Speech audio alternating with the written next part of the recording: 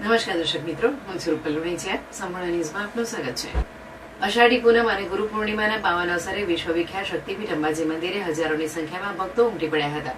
વહેલી સવારથી જ દર્શન માટે લાંબી કતારો લાગી હતી અને સમગ્ર મંદિર પરિસર બોલ મારી અંબે જય જય અંબેના જય ઘોષથી ગુંજી ઉઠ્યો હતો. સવારે મંદિરના દ્વાર ખુલતા જ ભક્તોએ આરતીમાં ભાગ લઈ મા અંબાના દર્શનનો લાભ લીધો હતો.